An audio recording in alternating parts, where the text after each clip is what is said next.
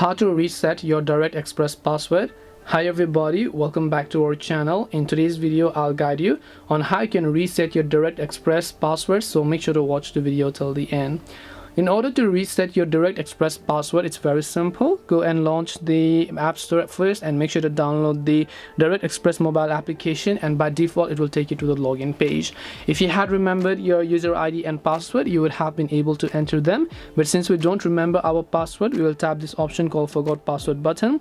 Once you tap the Forgot Password option, make sure to simply enter your user ID that you know, and once you enter the user ID, you can enter the last 4 digits of your card number, your CVV, and a card expiration date, and also your social security number. After you've done that, tap the next option. Once you do that, it will verify whether it is a real person or you have an account there or not. Then you'll be taken to the page where you can simply choose the new password without having to remember your old password.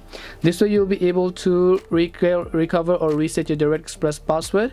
Hope this video was very helpful to you guys. If it did help you, make sure to leave a like and subscribe to our channel. If you have got any questions, feel free to leave them down.